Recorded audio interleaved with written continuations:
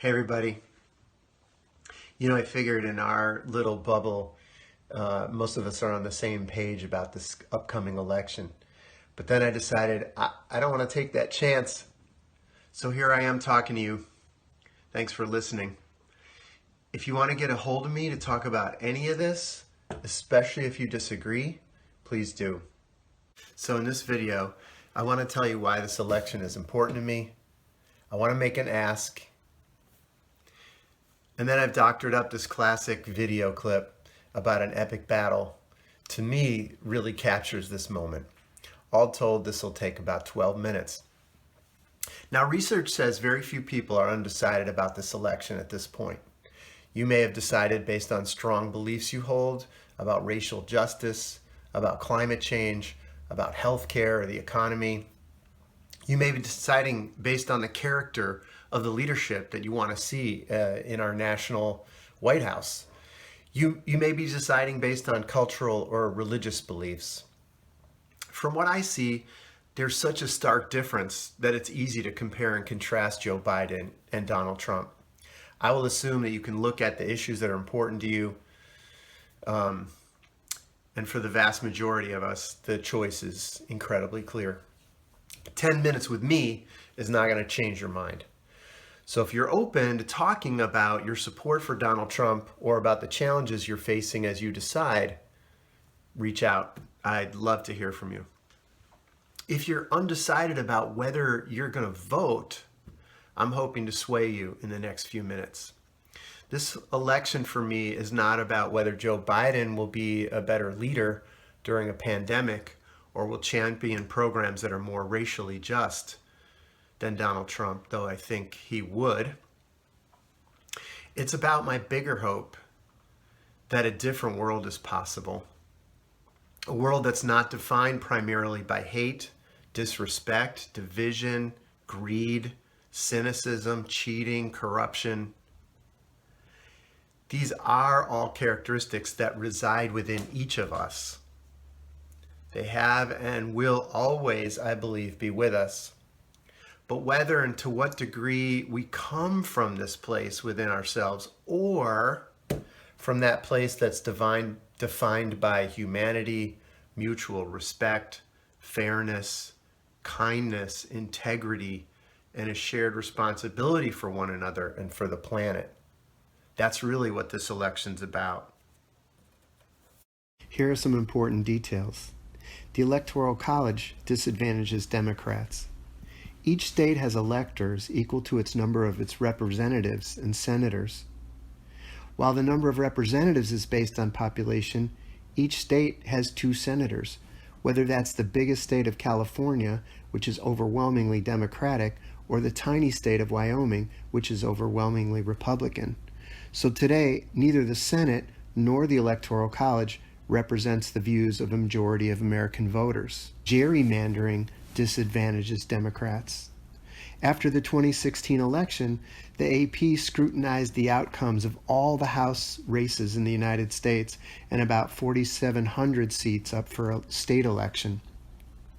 Their analysis found nearly 3 times as many congressional races were Republican tilted by gerrymandering, and 4 times as many state seats were Republican tilted by gerrymandering. This means that the composition of the U.S. House of Representatives and many state governments don't fully represent the views of the majority of American voters. Voter suppression tactics also disadvantage Democrats. Since 2013, when the Supreme Court gutted the Voting Rights Act, Republican state election officials have attempted to make it harder to vote, targeting those likely to vote Democratic. For example, voter ID laws, purging voter rolls, shutting down polling places in heavily Democratic districts, or cutting back on early voting. A disabled postal service also disadvantages Democrats. Timed to coincide perfectly with the election season, the new head of the Postal Service has implemented staffing cutbacks, removed sorting equipment and mailboxes, and this has led to a massive backlog in mail delivery, making the delivery of mail-in ballots also questionable. And finally, disinformation campaigns disadvantage Democrats. Whether we're talking about Trump's constant refrain that voting by mail is full of fraud or covert Russian lies about Biden's mental health, these are largely aimed at tilting the election in Trump's direction. Still, the Republicans are losing this election, and they know it. According to state and national polls, all through the summer and into this fall, nothing the Republicans have done is improving their chances or hurting Biden's lead. Many states are in play that Trump won in 2016, and Democrats are in a better position to win a majority in the Senate and grow their majority in the House. We can't be complacent, and we can't completely trust these polls, but all of this bodes well. Donald Trump is desperately creating chaos and confusion, hoping enough people will just give up. His campaign, along with Republican election officials in several states, have also shown their willingness to cheat. But if we follow through, we can hand them a resounding defeat. We can deliver Biden and Harris to the White House, Democratic majorities in the House and Senate. In and of itself, that won't be revolutionary, but it will create more fertile ground for social and environmental justice movements. For me, this election is about standing with each other, rather than standing alone, looking out for myself or my tribe. We can create a more just society where acceptance and belonging rule rather than division and exclusion. With this election, we can stop the bleeding. The fight for social justice, for economic transformation, and sane environmental policy has been and will be a long one. This election, though, is an important step in front of us right now. Okay, so here's my ask. Number one, vote. Don't sit this one out. Even if you're in a reliably blue state, let's make the defeat of hate resounding and overwhelming. 2, vote early to make sure your vote will count. Vote with friends and family and make it a community event.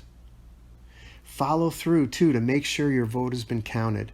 You can do that online in every state. 3, send your own message to everyone you know. Tell them why it's important to you to vote. And 4, if you've got the time or money or both, do something to help. There's so many ways to do that, and there's less than 2 months to go.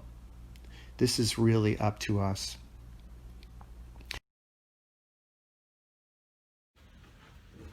All right, that's my ask. Now let's take the motivation up one more level. I want you to watch this classic video clip that I've taken a few liberties with. All right.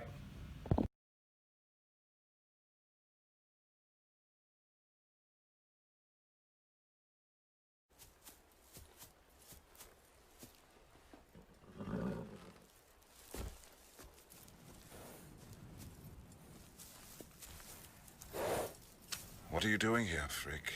Betraying my principles, I'm afraid. Indeed, I've always believed that it was better to be a coward for a second than dead for a lifetime. And yet, here I am fighting.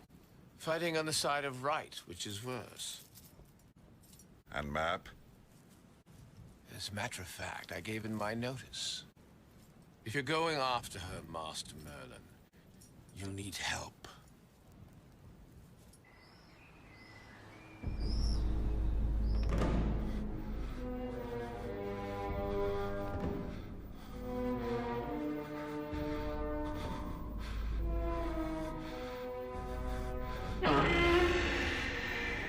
I knew I'd find you here, Mab.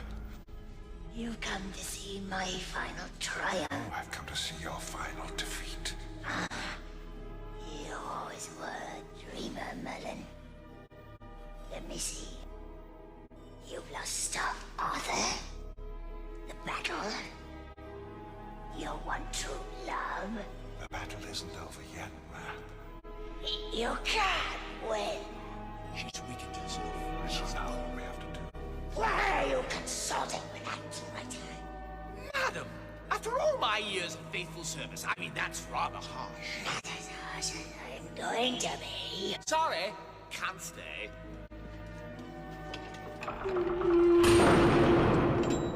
Mordred's dead.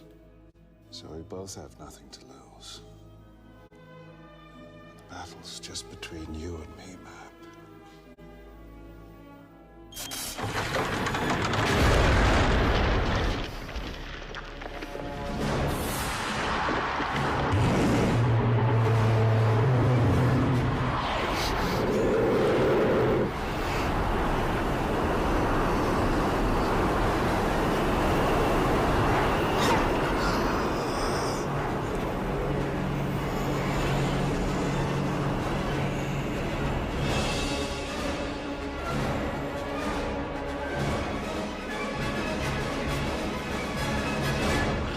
Show you how weak I am.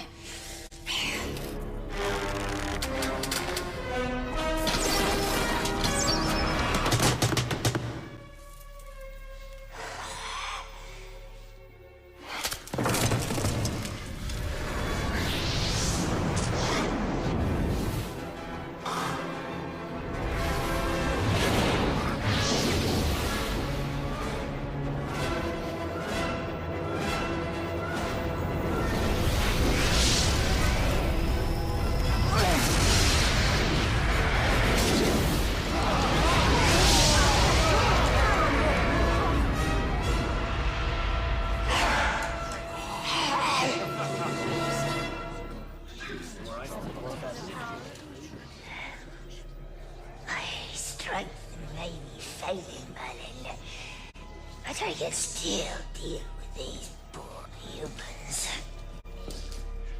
What do you plan to do? Use your puny swords and axes on me? No, Mab. I'm just going to forget you.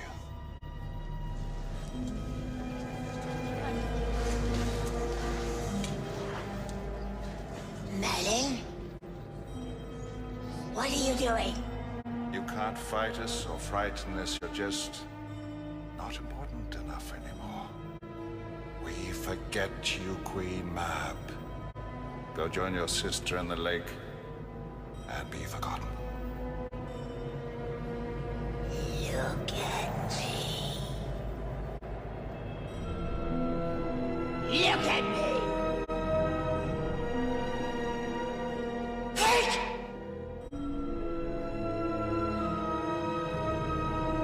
Merlin!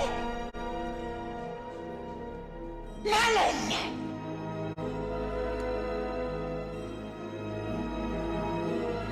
Don't forget me, Merlin. I love you as a son. Merlin! Merlin!